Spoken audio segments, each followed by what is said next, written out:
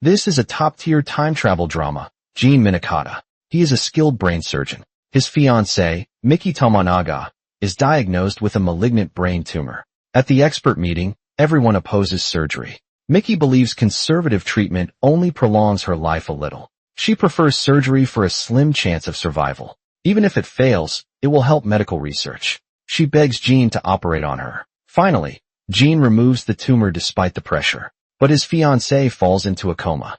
Gene drowns in guilt and fear. He avoids complex surgeries and leaves them to others. One night a special patient arrives. Gene is the only doctor available for surgery. The patient has a brain tumor. Surgery is needed immediately, but when they open the skull, everyone is shocked. It's not a tumor, it's a human-shaped fetus. Gene stares at it a moment too long. He feels dizzy. It's like another world is calling him. Still, the surgery is completed successfully. The tumor is stored for analysis. 2 days later the patient steals the specimen. He stumbles into the stairwell. Gene runs into him. The patient has empty eyes and says something strange. Go back to that world. Then he walks away.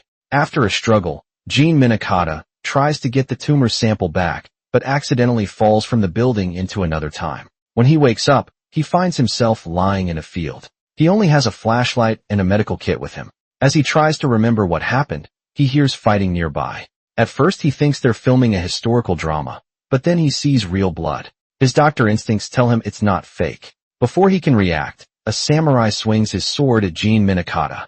Luckily, another samurai saves him. But that samurai is badly hurt. If help hadn't arrived just then, both of them would have died. Hearing Gene Minakata is a doctor, the samurai introduces himself. He says he's from a samurai family and begs the doctor to save him. Then he passes out. Without quick treatment, Kyotaro Tachibana won't survive long. They quickly put Kyotaro on a stretcher and carry him through old-fashioned streets. It feels like a dream, but the blood on them is very real. They reach Tachibana house. Kyotaro is barely alive. Mrs. Tachibana and her daughter Saki are extremely worried. Gene Minakata breathes heavily. Gene tells everyone they must operate immediately. Everyone stands frozen.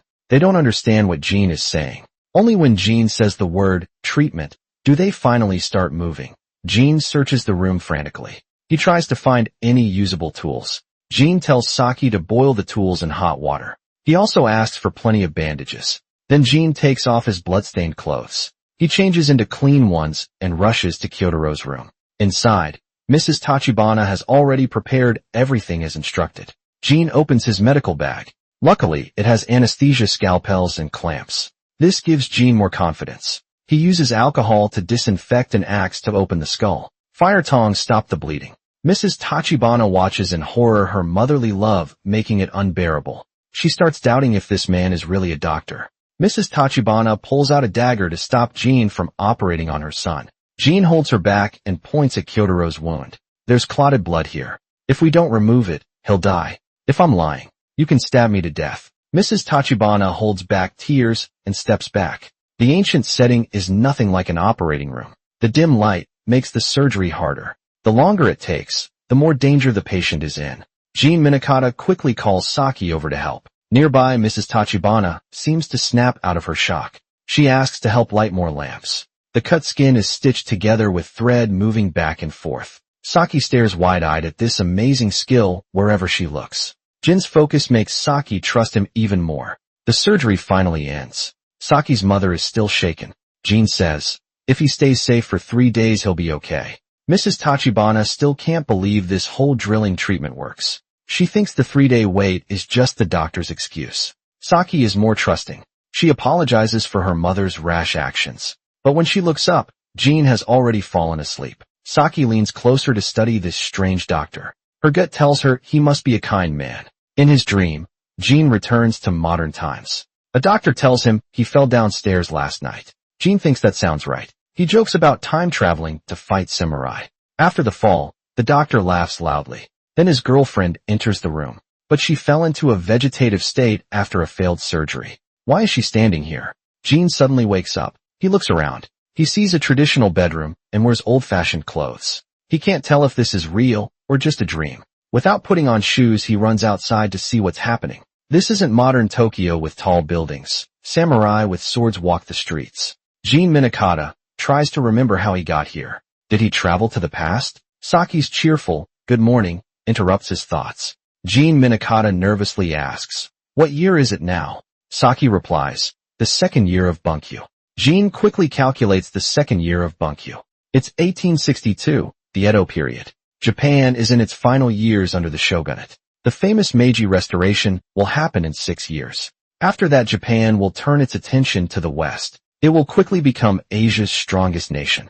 This is a time of great social change. Old and new ideas clash fiercely. If someone from the future changes one key event, it could alter the course of history. Last night's dream showed his girlfriend different from reality.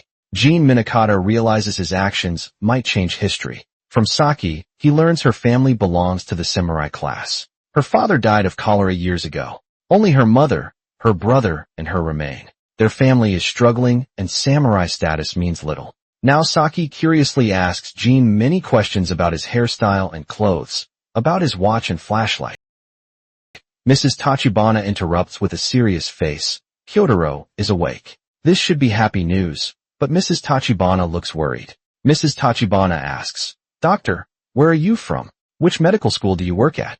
Jean gives vague answers, saying he hit his head and can't remember. This makes Mrs. Tachibana even more suspicious. Mrs. Tachibana doesn't want the Tachibana family to be involved with a stranger of unknown origin, so she offers him a thank you gift and asks Jean to leave. But Saki wants the doctor to stay, since he doesn't remember where he lives. He can stay with them for now. He can also help treat Kyotaro's injuries. Kyotaro agrees with this idea. "Whether Mr. Minakata is good or bad to me, he is my lifesaver."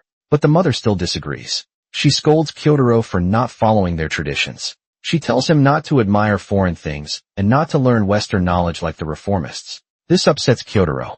He shouts, "I am the head of this family." His mother is shocked. Kyotaro firmly says, "Only the ideas of the reformists can make Japan strong." Jean Minakata listens carefully. He knows it is these awakened young people who will change Japan's future. Jean leaves a farewell note. He goes alone to the place where he first arrived. He hopes to find a way back to the modern world. When he reaches the river, it feels both familiar and strange. Isn't this the Kanda River? Even though 100 years have passed, he knows he's not mistaken. He thinks jumping into the river might take him back home. But before he can act, a wandering samurai tackles him to the ground. The samurai mutters, "You fool. Everyone dies someday. Why are you in such a hurry?" He lectures Jean patiently. Only after confirming Jean isn't suicidal does he let him go.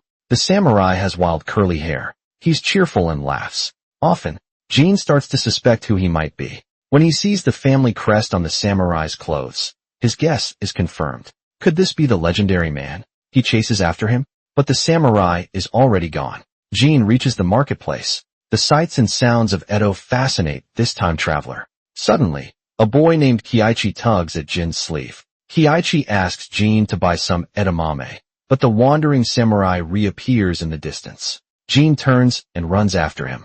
Left behind, Kiichi shouts angrily, "Stingy jerk, get kicked by a horse." The next moment a spooked horse rears up. Its hooves come down.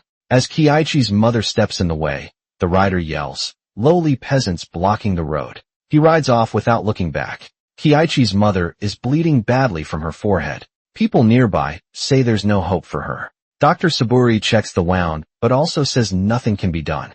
Jean Minakata rushes forward to examine the wound carefully. He says, "This is a ruptured brain artery. If we act fast, we can still save her." After some quick treatment, Dr. Saburi asks in shock, "How did the bleeding stop?" Jean explains, "I just pressed on the blood vessel. Please help carry her to a quiet place." The samurai brings a wooden door as a stretcher. They carefully place the injured woman on it. Jean tells the samurai, "The medical tools are at the Tachibana house. Please bring them here quickly." The samurai runs off without hesitation. Villagers bring water and cloth while Dr. Minakata cleans the wound. Now they can only hope the samurai returns with the tools fast. The samurai runs all the way to the Tachibana house. He quickly explains the situation. Saki Tachibana knows it's urgent. She gathers the supplies, but in her hurry, she forgets the anesthesia. When Saki tries to leave her mother, Mrs. Tachibana tries to stop her. This time Saki disobeys her mother.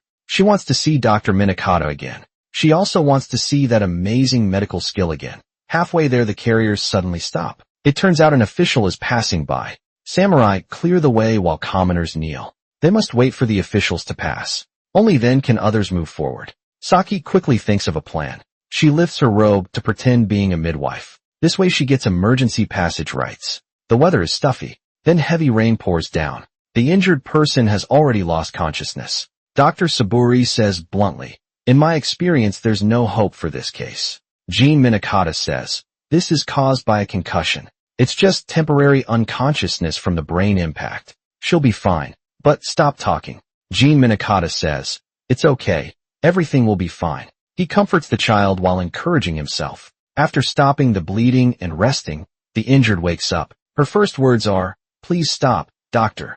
Loli, people like us can't afford medicine." Kiichi kneels and begs, "Doctor, please save my mom. Please, you must save my mother." Jean Minikata says, "I understand. As payment, just give me some edamame." Kiichi says, "Sure, I'll give you edamame. I will bring you edamame for my whole life." Saki arrives and says, "Dr. Minikata, sorry to keep you waiting. I brought the surgical tools." Saki appears before Jean with a smile, her clothes wet and muddy. She wants to be the doctor's assistant again. Saving lives, can't wait. Jean Minikata checks the supplies but finds no anesthetic. There's no time to go back for it. Learning that anesthetic only reduces pain, the patient says, "Go ahead, I'm good at enduring pain." Jean knows the pain could make someone pass out, but there's no choice. He quickly uses clamps and thread to tie off the bleeding blood vessels. As soon as he clamps a vessel, the patient writhes in pain, her whole body shaking. This makes the surgery much harder. When working on the other end of the vessel, the patient twists in pain and loses consciousness. Jean feels terrible. With mixed emotions, he thinks how this simple surgery would be no problem in modern times. But in the Edo period, surgery is seen as murder. There are no good tools or medicine. Even simple surgeries are very hard for Jean. He realizes his past surgical successes weren't because of his skills, but because of the medicines, techniques, tools and knowledge from modern times. Without these, Jean is just a bad doctor, one who doesn't even know how to reduce pain. It's even funnier that he chose surgeries he thought were easy. Now it all seems ridiculous. The surgery finally finishes successfully. Before Jean leaves, the news spreads all over town. Mrs. Tachibana's attitude toward Jean changes completely. She agrees to let him stay at the Tachibana house. Back in his room, Jean looks at a photo of his fiancée. Her hand gesture in the photo has changed from left to right. Jean wonders if saving people who were supposed to die has changed history. Like a butterfly flapping its wings might cause a storm far away. Should he save patients? If he meets them again, maybe he should live quietly and not change history. Back at the medical school, Yusuke Saburi talks about what he saw. He praises Jin's skills highly, causing a big stir at the school. He says Jin tied blood vessels with thin threads, but no one believes him.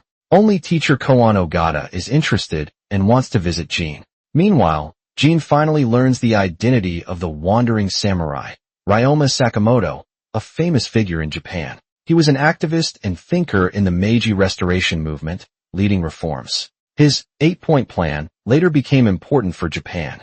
Later it becomes an important guideline for running the country. It's no exaggeration to say Ryoma Sakamoto holds a very special place in the hearts of Japanese people. Jean Minikata is thrilled to meet this historical figure. This makes him even more certain. He's caught in a historical whirlwind. Jean remembers that Japan's deadliest plague is about to hit, in 1862. He wonders if he should intervene when the time comes. This doctor, who traveled back to the Edo period, has already saved lives with 2 successful surgeries. This makes Jean famous in Edo Castle. But after what happened last time, Jean decides not to change history anymore. He realizes every move he makes now could create huge waves in the future. Saving someone who was meant to die might cause someone else who was supposed to live to die. Instead, Jean thinks maybe he should disappear right away. If he can't go back, at least he shouldn't interfere with life and death here. History doesn't lie. In 1862, Japan's deadliest plague arrives. As history foretold, cries of pain are heard everywhere. It spreads. Infected people get fevers, headaches, diarrhea, and vomiting. In just over a month, more than 100,000 people die from the plague. People in this time know the plague is deadly but can't fight it. Koan Ogata, head of the Institute of Western Medicine, hears about Jin's amazing skills from his student, Yusuke Saburi, and comes to visit Ogata. Asks Dr. Minakata to save the people and teach them how to treat cholera. Nice to meet you, Jean. Minakata feels deeply moved. Koan Ogata, the father of modern medicine in Japan, humbly asks him for advice. His students, Yusuke Saburi and Yamada, also greet Jean respectfully. By now Jean has already made up his mind. He won't interfere with history. Saving patients last time already changed the future. Teaching them how to prevent cholera could save many lives. But the future would be unpredictable, facing thousands of dying people. Jean painfully refuses Dr. Ogata's request, but in truth Jean is torn. His duty as a doctor fights with his duty to protect the future. When Kiichi looks up at the great doctor and asks how to treat cholera, Jean instinctively turns to Saki, but he still forces himself to say, I actually don't know. Sadly, Jean is a bad liar. Saki sees right through him. He does know, but he has his reasons to thank Jean for saving her life. Kiichi's mother gives him their only valuable inkstone. They chat and laugh together. Kiichi even tries to play matchmaker. Kiichi asks, Sir, what do you think of my mom? My mom is pretty right. But the next second Kiichi clutches his stomach in pain. Kiichi covers his mouth and vomits by the door. These are clearly symptoms of cholera. His mother anxiously holds Kiichi. She begs the doctor to find a cure. Jean Minakata feels bad, but fears changing history. So he lies about not knowing the treatment. He tries to leave. Saki understands he has his reasons, but can't accept him doing nothing. She rolls up her sleeves and cleans the vomit. Jean quickly stops her. Jean says, Don't touch it. It's contagious. Saki stands up. I knew you understood this disease. Why pretend you don't know? Jean answers helplessly. Some things we can't do, even if we know how. Some lines shouldn't be crossed. Saki interrupts angrily. Saki says, Doctors who won't treat patients, who let innocent children die. What kind of logic is that? The simplest truth is always the hardest to argue against, seeing Saki fight cholera alone. How can Jean stay unmoved as a doctor? Jean finally drops his act. He opens the door. Jean says, It's a cholera outbreak. Cholera bacteria live in raw water and food, and in patients' waste and vomit. The bacteria enter the body through the mouth. So the important thing is to isolate the patients to stop the bacteria from spreading. Never drink untreated water or eat raw food. Always cook food before eating. Also, anything contaminated must be thoroughly disinfected. Is it the cholera bacteria causing this? If we defeat the cholera bacteria, will it be over?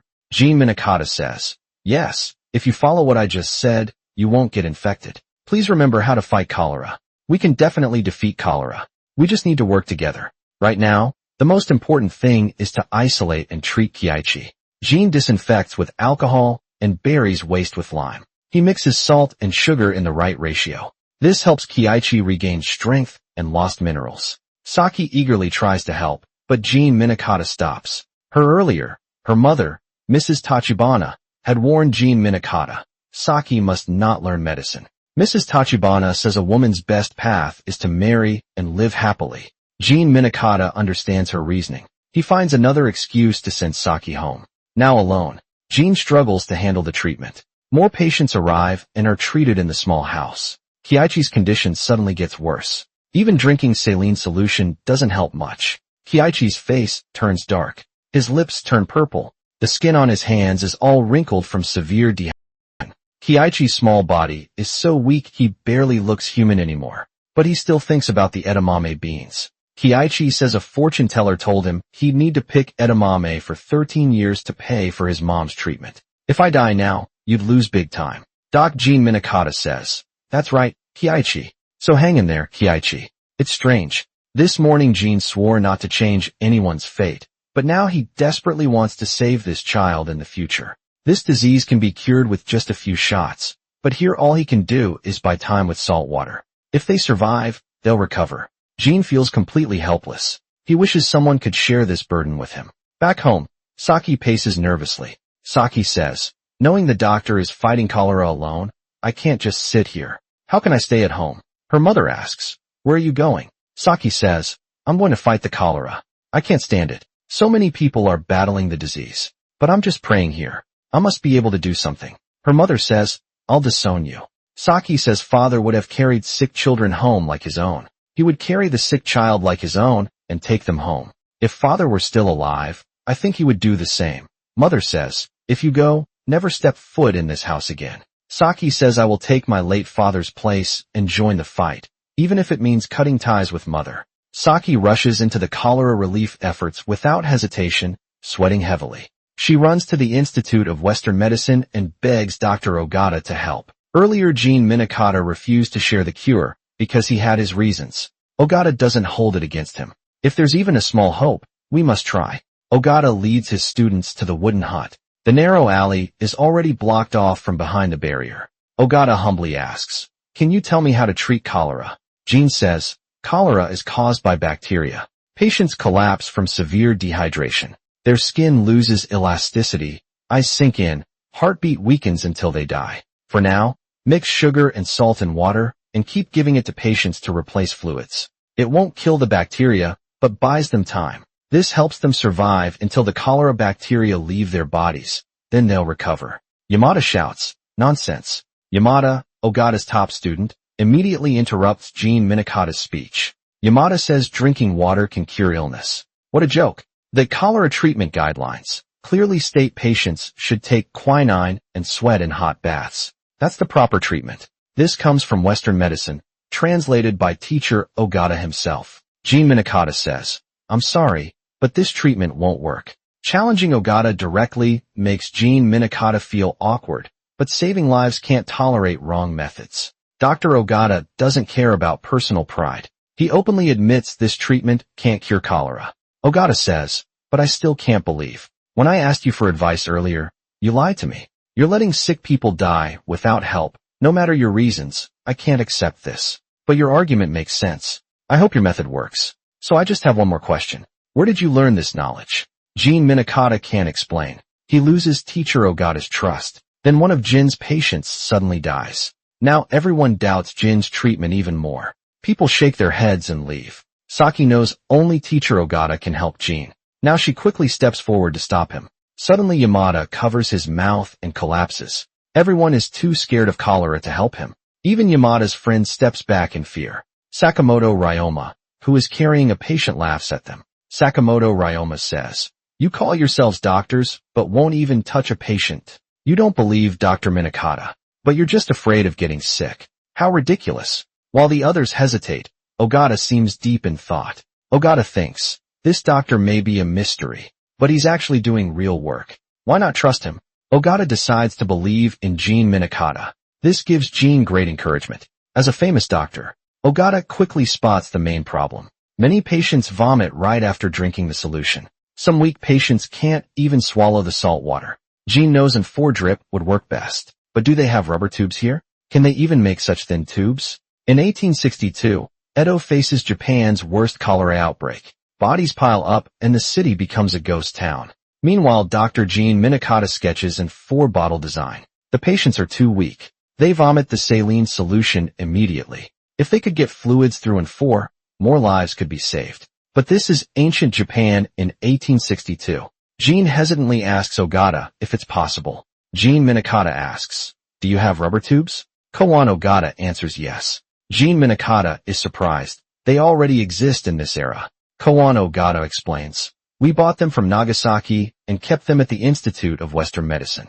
These industrial products exist because 9 years ago, in 1853, the United States forced Japan to open its borders with 4 warships. Japan was forced to sign the unequal Treaty of Peace and Amity with the U.S. After trading ports opened, these industrial products started coming in. Hearing there are rubber tubes, Gene Minakata is overjoyed. Gene Minakata quickly takes out a needle. "Can we make hollow needles like this?" Koan Ogata answers, "By lantern light. A skilled craftsman should be able to do it." This is perfect. Gene Minakata uses a pen to draw a diagram of the 4-drip. The needle goes into a vein and nutrients flow from the bottle through the tube into the body. Even patients who vomit a lot can get nutrients. This strange idea of drinking through veins is unheard of. Even the most advanced Western doctors never thought of such a wild method. Koan Ogata asks the best blacksmith in town to make the needles. Gene Minakata gathers students to prepare saline solution.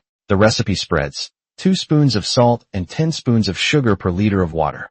Yamada, sick with cholera, still refuses. He drinks the solution loudly and shouts, "I'll drink till I die to prove your method doesn't work." Patients are everywhere, and there are no good ways to stop the disease. Sakamoto Ryoma leads the villagers in burying waste. He has never seen such strict disease prevention methods before. He says openly, when he first heard cholera was contagious, he was terrified. He was just pretending to be brave. Sakamoto Ryoma asks, "Aren't you scared, Dr. Minakata?" This question hits the mark. In the months since traveling to the past, Gene Minakata has found no way back to the modern world. He has thought about it countless times. Maybe dying here will send him back to his time. But how could Sakamoto Ryoma understand time travel? Gene Minakata answers lightly, "Because I'm a doctor." His calm acceptance of death moves Sakamoto Ryoma. Sakamoto Ryoma says with admiration, "Sir, you have strong principles. You would risk your life for medicine. But I haven't found anything worth dying for yet." Gene thinks, even a legendary figure who will change Japan's history feels lost. Why should an ordinary person like me worry? It's better to move forward with doubts than to stay stuck in confusion. At dawn, Dr. Ogata brings the syringes. The fine craftsmanship surprises Gene. He carefully explains veins and arteries. He shows the steps for an 4-drip after the treatment. Kiichi looks much better. Saki looks curious. If the 4-drip is so helpful, why not use more of it? Gene Minakata chuckles. Too much at once can harm the body, but in emergencies a large dose can be injected into the femoral vein in the thigh. Saki blushes and looks away. Gene realizes he spoke too casually to learn medicine. Saki ignores her discomfort. She holds back her feelings and asks Gene to explain again. The 4 treatment shows results. Kiichi and Yamada finally smile. Kiichi opens the window. He excitedly calls for his mother. His mother relaxes completely. Koan Ogata urges the shogunate to adopt Jin's treatments. The Institute of Western Medicine takes full responsibility. The weak shogunate hopes to regain public trust this way. Thanks to Katsu Kaishue's persuasion, the shogunate funds disaster relief. Kyotaro Tachibana is made a Hatamoto. He oversees supplies. Needles and tools are mass-produced. Lime and strong alcohol are shipped to Edo Castle. Nationwide, things seem hopeful, but Gene suddenly collapses. After days with patients, he catches cholera. Everyone panics. Gene warns them. He tells everyone not to let his condition affect their work. Everyone should focus on their own tasks. Saki Tachibana will take care of him here.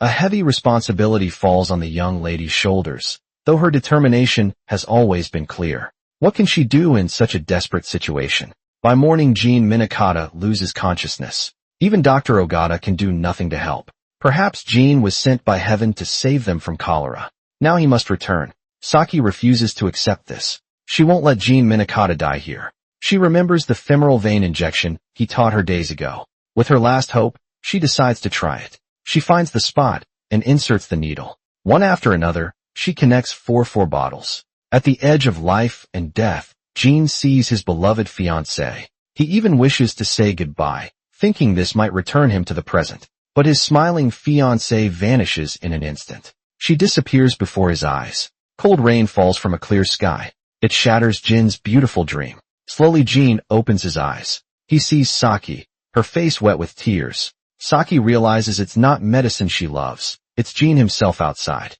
Her brother calls for her. He says, "Foolish sister, take care of yourself too.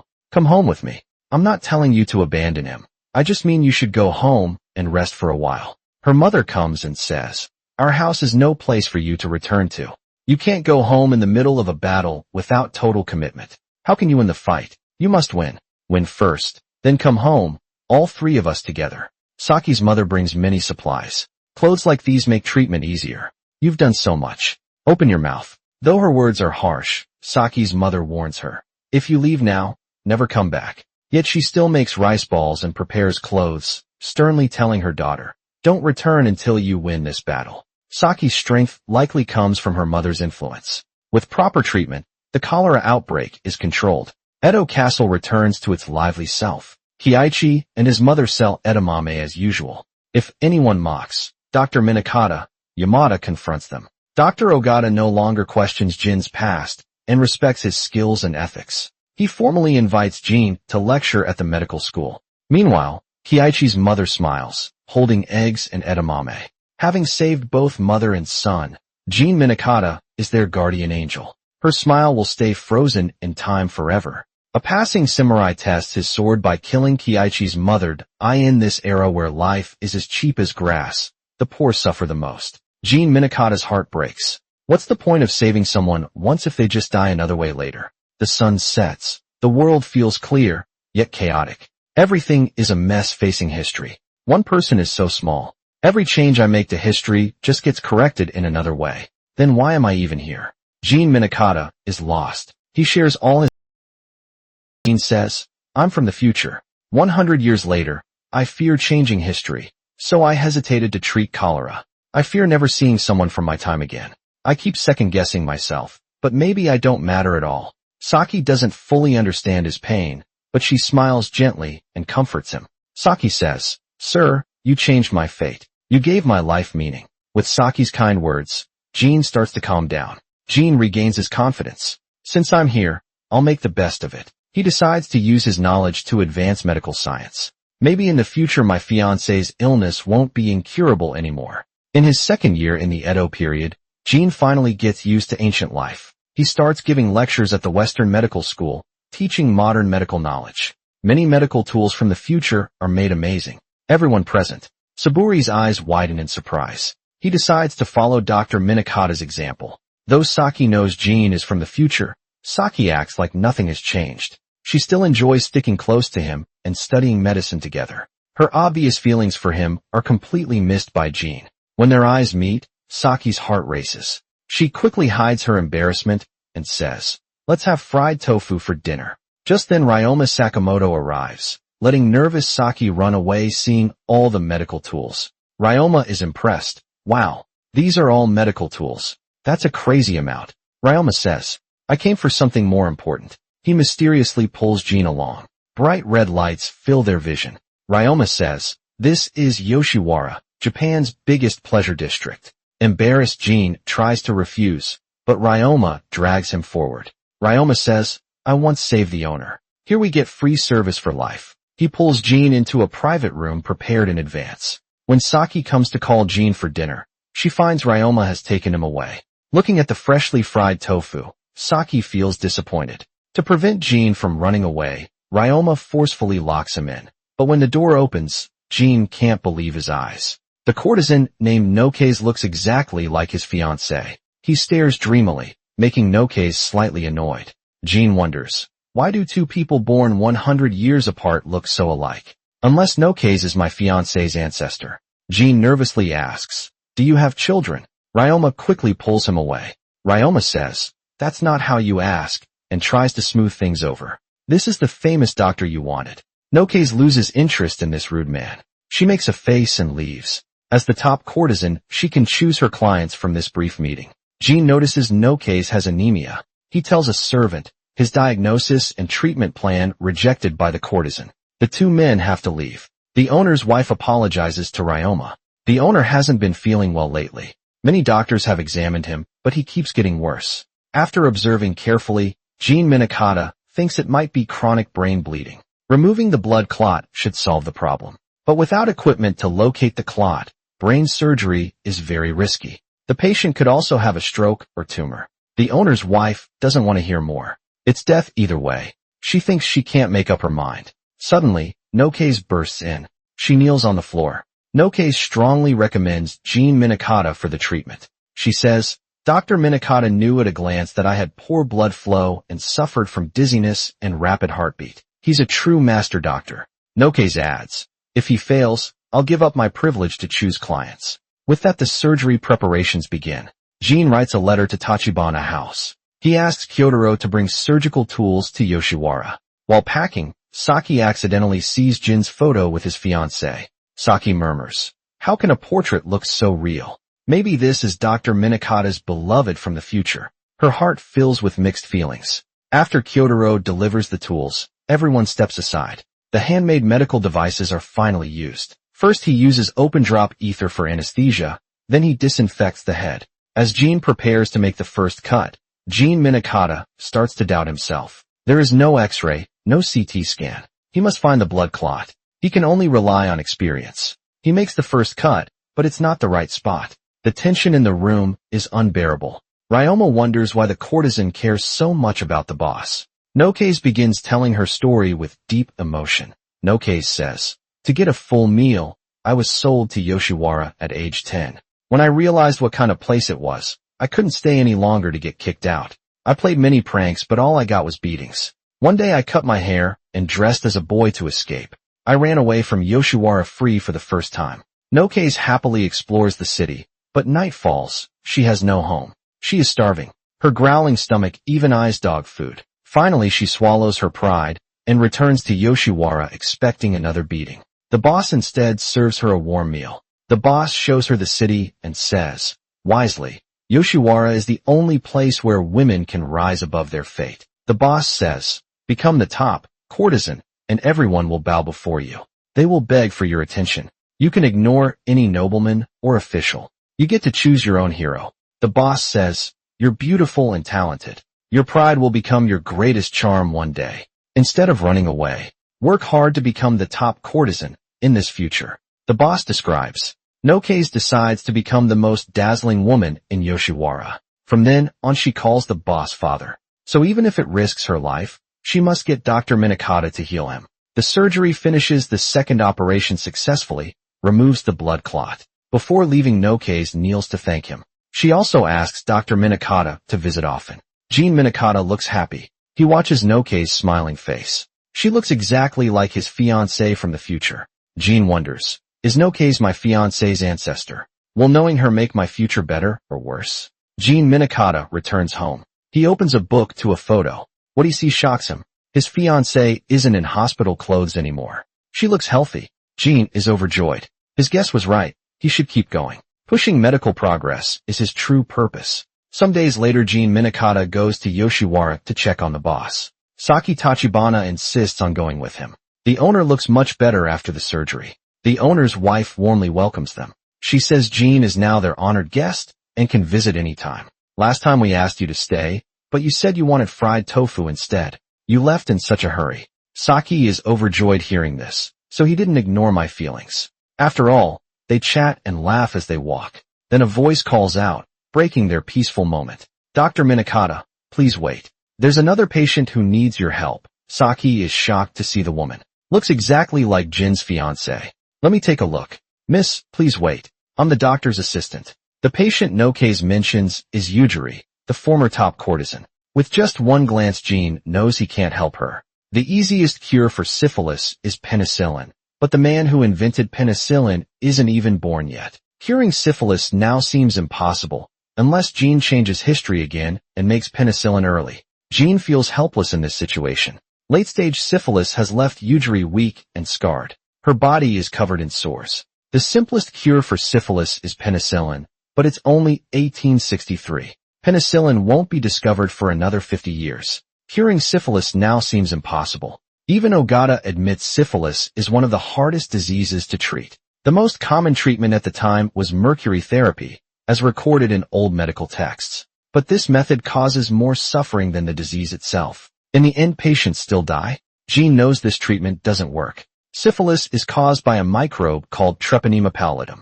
It first attacks the skin, then it spreads to organs and nerves. Finally, it leads to death. The only thing Jean can do now is focus on prevention and testing. He wants to reduce infections.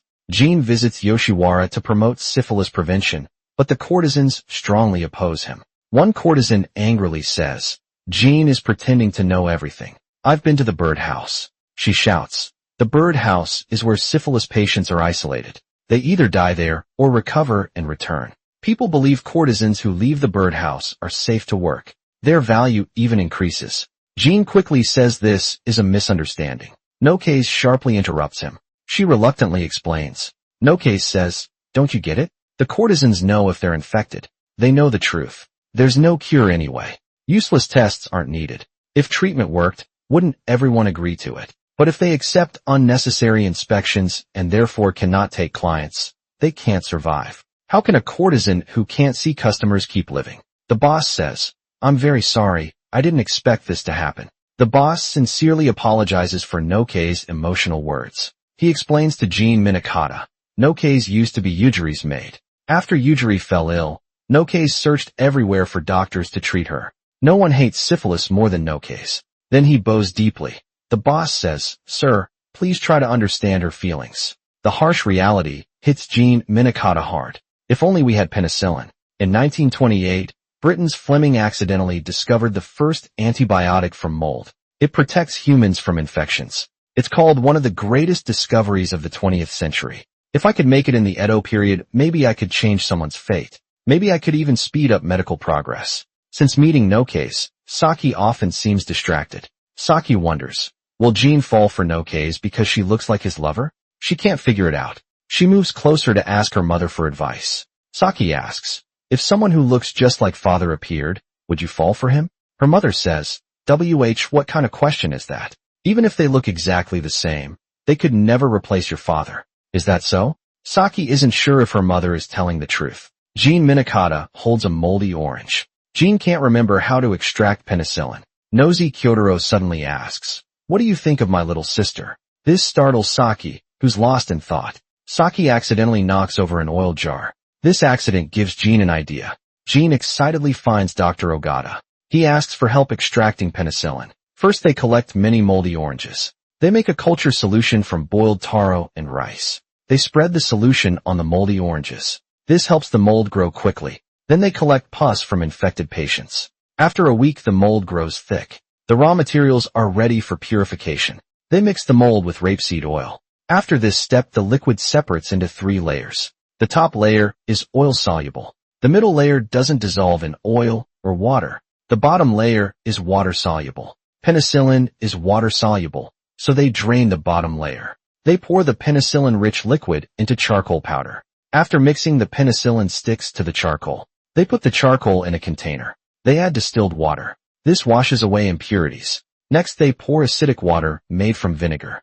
Penicillin is slightly acidic so it won't dissolve in acidic water. This removes alkaline impurities. Finally, they add alkaline soda water. The penicillin dissolves out of the charcoal. The filtered liquid is now pure penicillin. The refining is complete. Next they divide the penicillin into samples. They test it against Staphylococcus bacteria. If the penicillin stops the bacteria, it means the penicillin works. Jean Minakata's efforts give Nokase a glimmer of hope. Nokase remembers Yujiri's glorious past. Yujiri smiles. It feels like a warm spring breeze. People crowd the streets just to catch a glimpse of the famous courtesan. Nokase has adored her since childhood, but now Yujiri is gravely ill. She looks weak and pale. The day of the test results arrives. Jean Minakata is nervous. Even with proper refining, the penicillin might not work. They check each sample container. None show the desired result. Jean Minakata expected this, but he still feels frustrated. Then they open container 18. Yamada drops the lid in excitement. This one looks different. Yamada asks Dr. Minakata, does this one work? Jean Minakata says number 18. It has medicinal effects. This way penicillin appears over 60 years earlier than it should in history. Perhaps only Jean Minakata knows what the discovery of penicillin means. Jean Minakata feels mixed emotions. Can changing history like this really be forgiven? Yujiri's condition suddenly gets worse. They urgently need penicillin to save her. There's no time to worry. Jean Minakata asks the medical institute to make penicillin using the previous method. After a few days of treatment Yujiri's condition improves, but they can only make a tiny amount of penicillin. The medicine's effects are unstable too. In the end Yujiri doesn't survive as she's dying. Nokase puts makeup on Yujiri one last time. The famous courtesan's story ends here. At least she dies with dignity. Maybe death is a release for Yujiri. At sunset, Saki finally asks the question she's been afraid to ask. Jean Minakata doesn't avoid answering. Jean Minakata says she looks like Nokase, doesn't she? Her name is Miki Tomonaga.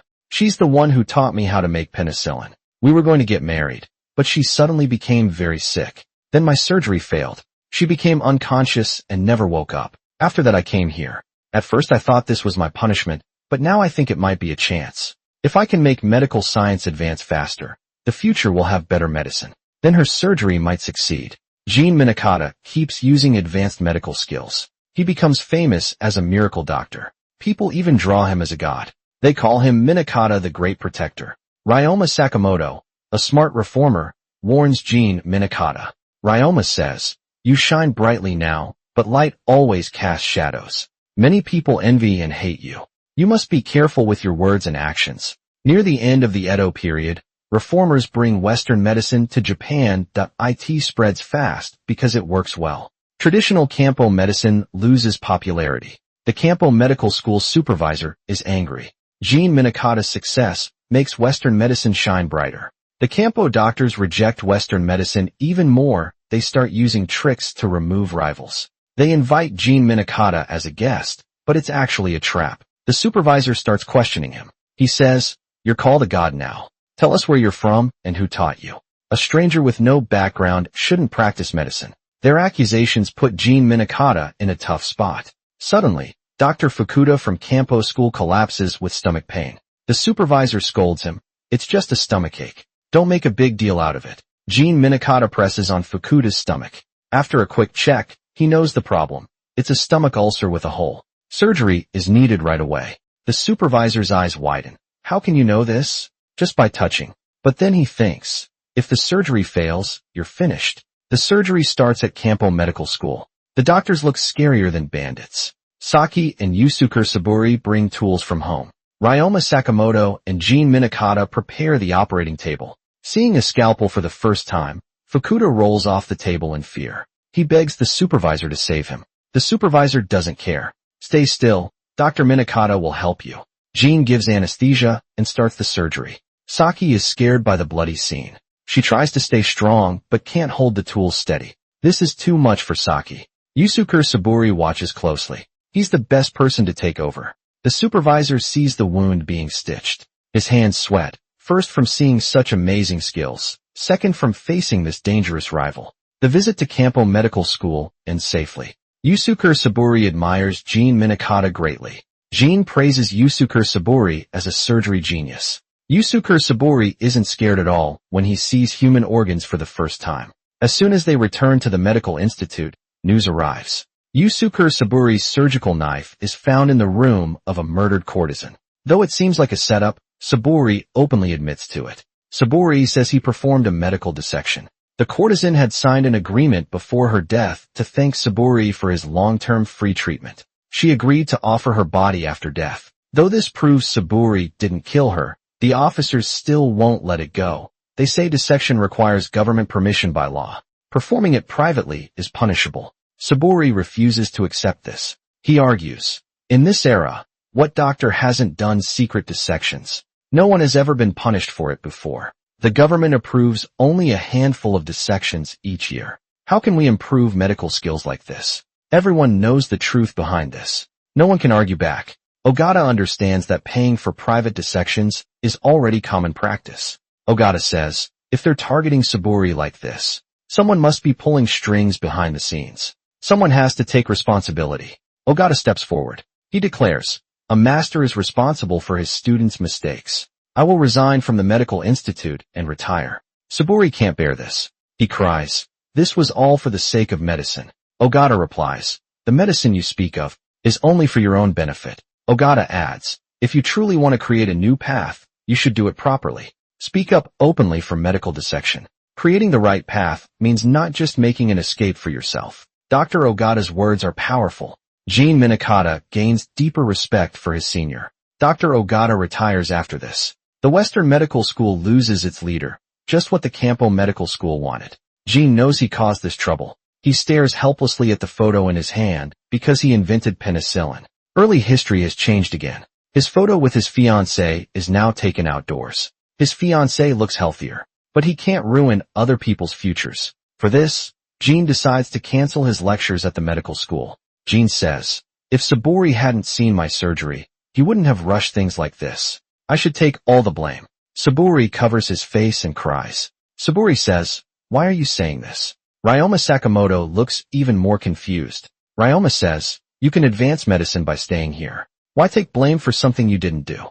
Ryoma says, "Don't you have any ambition at all? Humans act on desire. Those patriots who say, 'I'd die for my country,' and doctors who claim to save lives under all those fancy words, they just want to be successful. They just want to make a lot of money." These words wake Jean Minikata up. He realizes he isn't as noble or selfless as he thought. He just doesn't care much about this world. Everything here feels unreal. In Edo, Jean works with famous historical figures and becomes a shining star for 6 months. He performs surgeries on people from the past. He even catches cholera himself. He successfully makes penicillin. But it all still feels like a dream.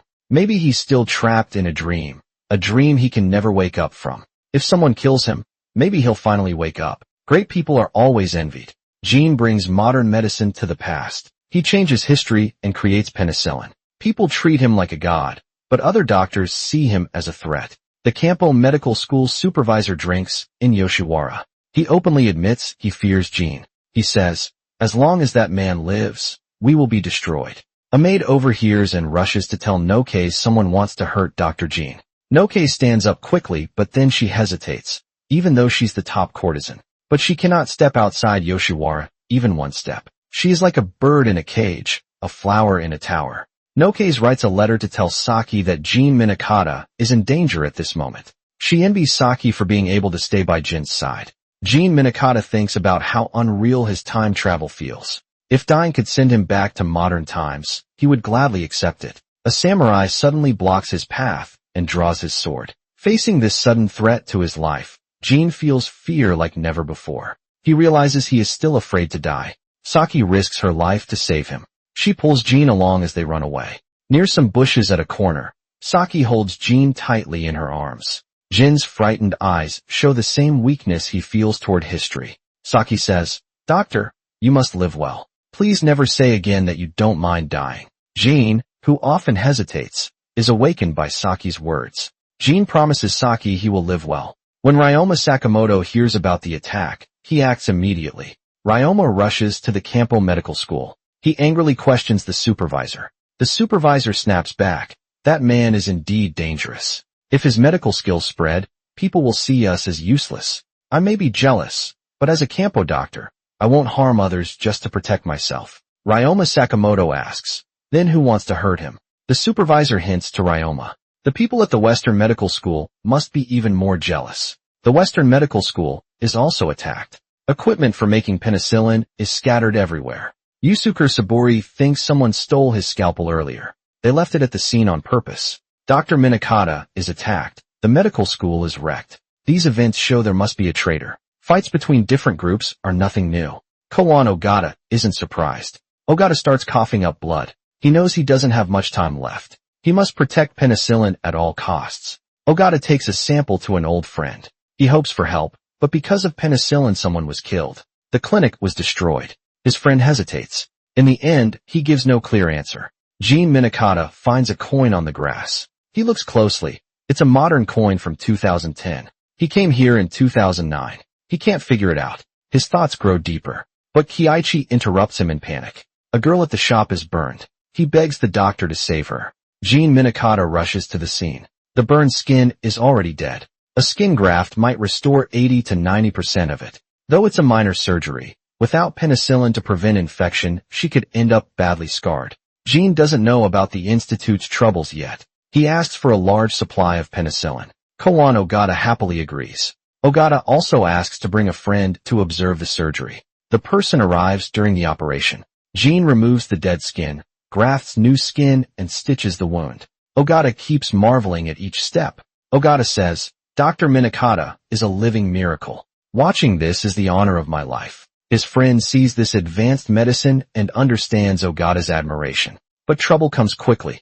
A student from the institute runs in with news. The institute burned down. All the penicillin is gone. Ogata rushes back to handle the crisis. Gene turns pale with shock. His hands tremble holding the forceps. Saki wipes Jin's forehead and comforts him. "Focus on finishing the surgery now. We'll find a solution later." Gene calms himself and successfully completes the operation. Ogata's friend asks Gene Minakata, "Without penicillin, can we still continue the treatment? What's the backup plan? Will this even work?" Gene confidently answers all three questions. Ogata's friend thinks this doctor has amazing skills and a heart that never gives up. Koan Ogata chose the right person. He's trustworthy. Looking at the ruined medical school, Ogata remembers how everyone worked day and night for penicillin. But political fights and betrayal make Ogata feel completely heartbroken. Gene taught me so much about medicine, but I couldn't even protect the medicine. Anger rises in Ogata's chest, making him cough blood. His tuberculosis is getting worse. Ogata kneels and begs his old friend, "Please help protect the penicillin." The burned girl hasn't had penicillin for days. Even with good care, her wounds get infected. Finding any anti-inflammatory medicine would help. Jean risks his safety to get medicine from Campo Medical School, but gets thrown out. Fukuda wants to help, but fears the political fights. Growing new penicillin takes 2 weeks. By then it'll be too late. Just when Jean Minikata is at his wit's end, he receives a package from Yamada. Yamada says, "Here's some penicillin. We'll deliver more." Everyday Jean is both happy and confused with the life-saving medicine. The girl finally recovers. June 1863. Life returns to normal. Jean asks Saburi, "How was this penicillin made?" Saburi explains everything. Someone set the fire. That's why they kept it secret.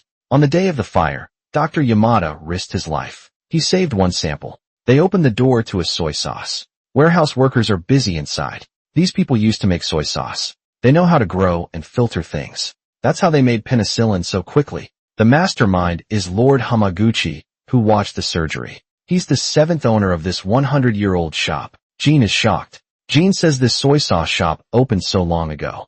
Hamaguchi was moved by Ogata's kindness and hard work. He's been helping secretly for years. Japan grows because of people like him who work selflessly for the country. Jean had no idea about any of this. Hamaguchi tells him, "You're lucky to have Ogata's trust. I didn't fund this factory because of your amazing skills or the power of the medicine. It's because of Ogata's sincerity. He wants to protect you and your medical skills. I trust him and he trusts you. But he has severe tuberculosis. Go see him quickly. You could say this workshop was built with Ogata's life. It was all made for you."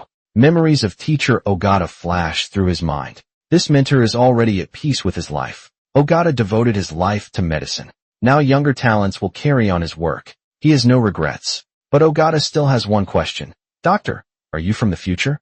"No matter how I think about it, I can't find any other explanation. I'll take this secret to my grave. Please tell me if I guessed right. Please close your eyes." Jean Minikata closes his eyes and admits he's from the future. "I'm really scared, but I'm not alone because you believe in me, a stranger with no past. You help me. I'm grateful.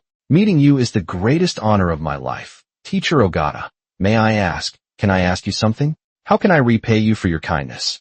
Ogata says, "Please build a better future. Make the future a fair world where everyone can live in peace. For our country, for justice." Ogata asks, "Dr. Minikata, will my illness be cured in the future?" When Jean Minikata says yes, Ogata is overjoyed. July 25, 1863. Ogata passes away in real history.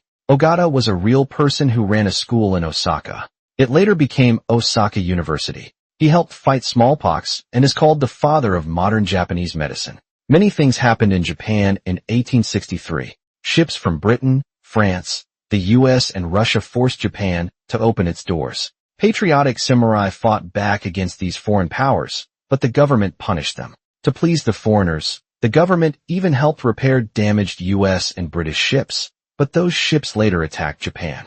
Ryoma Sakamoto and others realized they couldn't protect Japan by obeying the government. Only by uniting rebels and reformers could they change Japan. This was the right path for Japan.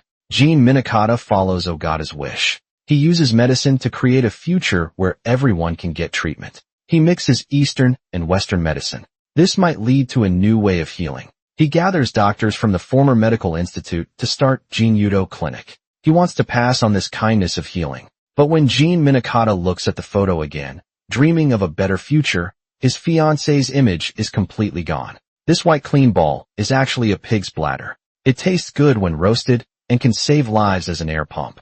Kyotaro is curious how a pig's bladder can save people. Jean explains it helps patients breathe air until they can breathe on their own. It's especially useful during fires. Suddenly a voice interrupts. What good is this little trick? Jean turns to look and steps back from the man's strong presence. The man speaks to Jean in a mocking tone. You doctors always act like you're saving the world. But I've never seen a doctor actually help during a fire. The only ones who save people from flames are firefighters with real courage. Doctors just run away carrying money boxes and stepping on Buddha statues. Jean won't accept this. Protecting Edo from disaster. That's a doctor's true courage. Tatsugoro says, fine, when there's a fire, I'll call you, then we'll see your bravery. Tatsugoro smirks. He pays politely and walks away. Jean doesn't know it yet. He is Tatsugoro Shinmon, the famous leader of Edo's fire brigade. Tatsugoro commands 2,000 firefighters. He is battle-hardened. He acts swiftly. The people admire him. Even the castle lord respects him. Back at Yudo Clinic, Jean Minakata receives a message from Nokase. She wants to discuss something privately with him. Meet me at 5 p.m. today. Don't tell anyone about this. But Ryoma Sakamoto secretly reads the message. Ryoma excitedly insists on joining to meet the courtesan. His uninvited presence ruins Nokase's plan. Fine wine and food leave Ryoma drunk on Yoshiwara's delights. Strange. Did you call me here just to drink? Nokase asks Jean to wait first. She then adds some drugs into the wine. Now Ryoma, the outsider, will stay quiet all night. After dismissing the maids, Nokase enters and whispers. Nokase thinks, forgive me, Saki, just this once. Alone in the courtesan's room, they share the night. Nokase's wish is to share tonight with Jean. After tonight, there will be no chance. A retired official plans to buy her freedom. He will take her as his concubine for a courtesan. This is the best outcome. But Nokase feels troubled. Dr. Jean has already won her heart one night together. This helps ease some regrets. Nokase slowly leans into Jean Minakata's arms. Tonight Nokase is just a woman deeply in love. Looking at a face identical to his fiancée's, Jean Minakata struggles to control his emotions. True feelings meet, longing, and both let go of distractions. Their hearts beat faster. Jean Minakata slowly leans down, but his thoughts suddenly shift to someone else. Saki is still waiting for him at home. He knows how Saki feels about him. Outside, an alarm bell rings. He opens the window and sees flames in the distance. He remembers his promise to Tatsugoro. Jean Minakata quickly says goodbye to Nokase. Proud Nokase feels utterly defeated. Tears of sadness and frustration fill her eyes. The wind spreads the fire quickly. People scream and run in panic. Firefighters rush and lightly equipped Tatsugoro directs the firefighting from a rooftop. He smiles when he sees Jean Minakata arrive. Tatsugoro says, so the quack doctor actually came. Inside the courtyard cries for help echo. Other doctors don't know where to start. Jean Minakata quickly organizes the work. He sorts the injured by how badly they're hurt. Those needing urgent care get red bands. Less serious cases get yellow bands. Minor injuries get green bands. He makes sure the most critical are treated first. This helps the injured get treatment in an orderly way. Inside the fire, Tatsugoro orders his men to tear down houses on the downwind side. This stops the fire from spreading. Going into the fire is extremely dangerous. A fire captain inhales smoke and ash into his throat. He collapses instantly. People quickly carry him to the treatment room. His mouth and nose are covered in black ash. He can barely breathe. These are signs of burned airways. After trying a breathing device several times, air still can't reach his lungs. Tatsugoro sighs and says, I told you this thing is useless. Just give up. I've seen this many times before. He tells his men to carry the injured man to the temple. Let him die with dignity. Jean Minakata blocks their way. No one touches my patient. His airways are burned by fire. Swollen organs block his breathing. Just cut his throat to let air through. Wait for him to breathe on his own again. Tatsugoro says, that's nonsense. Cutting his throat will kill him. Tatsugoro looks determined. We are firefighters. Dying in a fire is our honor. If he dies from a cut throat, it would be ridiculous. This is the spirit of us firefighters. Jean Minakata says, I can't just watch someone who can still be saved die. I would never rest in peace. This is my duty as a doctor. There's no time to argue. The patient's lips are turning blue. Any delay means certain death. Jean Minakata makes a bold promise. If anything goes wrong, I'll cut off my arm as punishment. Outside, the wind suddenly changes direction. The once safe treatment room is now in immediate danger. Jean Minakata stays calm under pressure. The surgery has already begun. We can't leave now. Those who want to go can leave first. The panicked people suddenly calm down. They straighten the patient's bed and continue the treatment. Tatsugoro is moved by their determination. He urges the firefighters to hold the line. Inside and outside, two battles race against time. Even the darkest clouds will clear. Dawn breaks, bringing light again. Finally, a cough is heard. The patient starts breathing again. Yes, the patient is breathing. The surgery ends the next day. Opening the door reveals an eerie silence. The treatment room stands alone in the ashes. We put out the fire. How are things on your side? He's saved. I heard you didn't run away at all. Tatsugoro says, you've got real doctor's spirit. I was born to be a firefighter, and you were born to be a doctor, Doc. Jean Minakata says, no, you're too kind. Truth is, I didn't know what to do either. But I chose to believe in Edo Firefighter's willpower. That's why I could do it. Thank you, Tatsugoro. Tatsugoro says, you damn kid. Noke still can't let it go. Miss Saki gets to stay by the doctor's side freely, but my small wish got ruined by the fire. Ever since his fiancée's photo started fading, Gene Minakata has been losing his calm. Maybe his actions affected his fiancée's existence in the future? The more he thinks, the more confused he gets. Tatsugoro meets Gene Minakata. Tatsugoro truly respects this quack doctor without thinking. He shares an old story. To stop the fire's spread, Tatsugoro ordered his team to knock down a house. The woman he loved lived inside. She couldn't escape in time and got crushed. Though he saved many strangers, he killed the woman he loved most. People comfort Tatsugoro. You didn't know she was inside. You shouldn't blame yourself for everything. But knowing or not knowing doesn't change anything. Tatsugoro can only tell himself, even if he never marries, he must keep being a firefighter. Good news arrives at the Tachibana house. Someone comes to propose marriage. He is a high-ranking official with a noble family. Saki is shocked. She quietly accepts. Saki thinks it's time to say goodbye to her teacher. Noke's freedom is confirmed. Noke's and Gene Minakata may never meet again. The Yoshiwara boss finds Gene Minakata. He asks the doctor to check Noke's health. Only if she is healthy can she be freed. This is the best future for Noke's. Gene Minakata has a strong feeling. His fiancée must be connected to Noke's in some way. If Noke's leaves Yoshiwara, his fiancée can be born. A domain doctor sent by the buyer also checks Noke's. After examining her, everything shows she is healthy. Now the domain doctor can report back. But when checking her chest, Gene Minakata frowns. He feels a hard lump. It's a sign of breast cancer.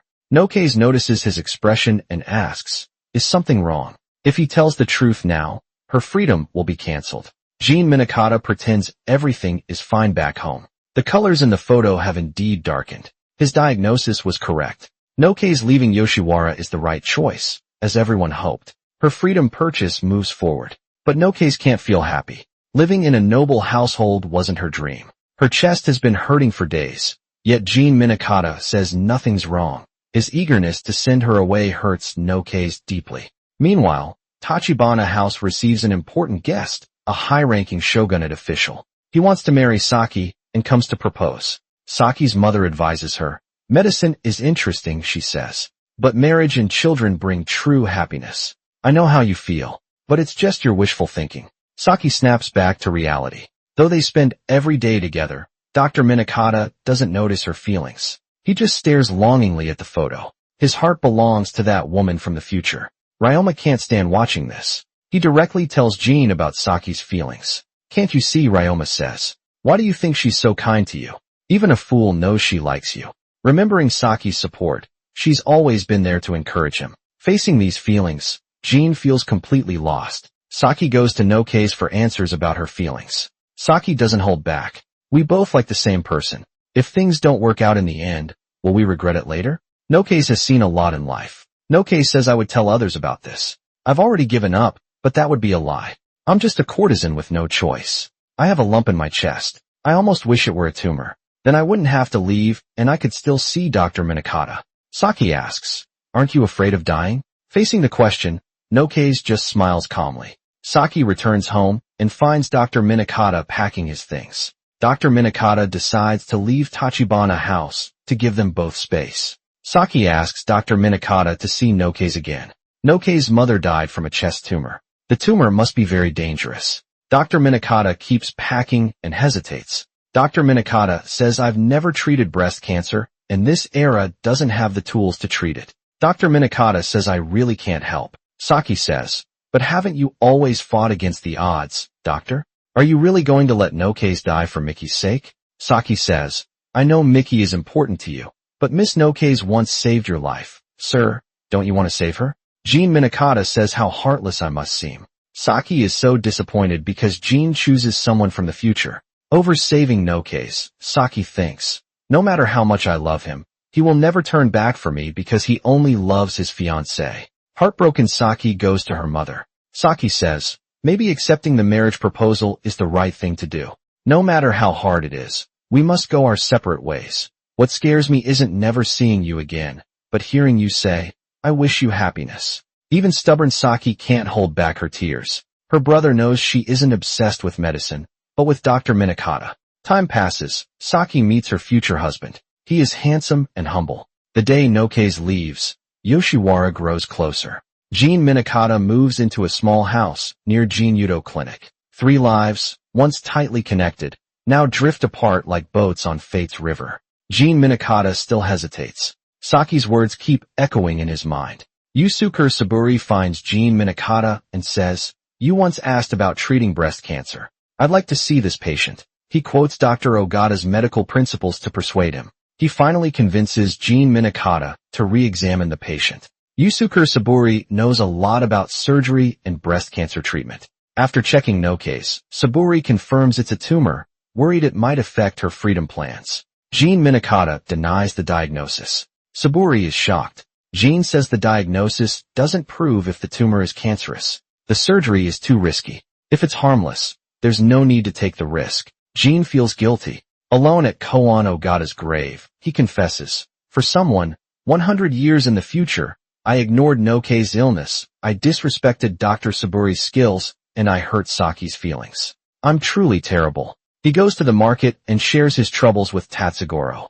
"If you knew putting out a fire would kill the woman you love, would you still do it?" Tatsugoro can't decide either. "No matter what you choose, you'll regret it later. Maybe she'd want me to save the fire victims." Tatsugoro's answer helps Jean feel better. He remembers his fiancée chose surgery despite the danger. She went through with it not just for herself, but to help medical research focus on doing what's right now. The present shapes the future. Nokaze agrees to the surgery, but the owner's wife doesn't want to cancel the redemption deal. "Are you kidding me? Cancel the redemption and have surgery on her chest too. We get nothing out of this." The boss says, "That girl has already brought us many loyal customers. We shouldn't be greedy. Please take good care of that girl." Luckily the boss is kind, so the surgery gets scheduled. The retired official who was to marry Nokaze learns she's seriously ill. He scolds the domain doctor who examined her. The doctor loses face. He starts hating Jean Minakata. On Saki's engagement day, the groom's envoy arrives with gifts at Tachibana House. Saki dresses beautifully. She passes Jin's old room. She feels emotional. At this final moment, she realizes what she truly wants. Saki opens the curtain. She says, "Brother, honorable envoy, I'm very sorry. I cannot accept these gifts." "What are you saying?" Saki says, "I have somewhere I must go. I need to go to that place." Becoming Jin's assistant, Kyotaro Tachibana, shouts, "You fool, a woman obsessed with medicine. I thought you finally came to your senses, but you're still stubborn. Kill yourself to atone." But Kyotaro is actually pretending to make it seem serious. Kyotaro secretly tells his sister to run, saying he'll handle things. Kyotaro yells loudly, "Get out, I never want to see you again." Nokaze's surgery is happening, but angry domain doctor causes trouble. Yamada is too weak to stop them alone. The situation is dangerous. Saki stands before them as a woman. Saki pulls out a dagger and holds it to her throat. Saki glares and says, "I'm Lady Saki of Tachibana House, appointed by the shogun. If you force your way in, you'll make me kill myself, no matter whose retainers you are. Who dares take responsibility?" The samurai hesitate, but they're not easily scared. They step closer, testing Saki's resolve. The standoff buys time for the surgery. Seeing blood on Saki's throat, Jean Minakata's heart aches. Saki risks her life for me again. The surgery ends safely. Nokaze had a malignant tumor in her chest. After surgery, her life is saved. More importantly, Nokaze can stop being a courtesan. She becomes a free, ordinary woman. No need to marry into a rich family. The small box that held the photos is now empty. This is exactly what Jean Minakata expected. He may never meet his fiancée again, or she might never even be born. But that's okay. He feels relieved. No more worrying about the future, no more stressing over what comes next. Now he just needs to cherish the present and live his life to the fullest. Days pass one by one.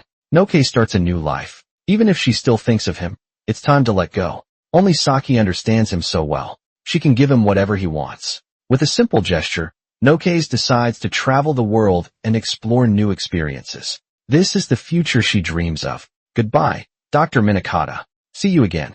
We'll meet again someday. It's snowing, Nokaze. Do you still want to become snow? Nokaze says, "Not at all. From now on, I'll walk on my own and go wherever I want and I'll meet someone there. We'll fall in love. I will be happier than anyone else. because Dr. Minikata gave me a brand new life with his own hands. Really, thank you so much. I was able to save you once. That's really great. This concludes Season 1. I'll recap Season 2 soon, so remember to hit that subscribe button. Thanks for watching.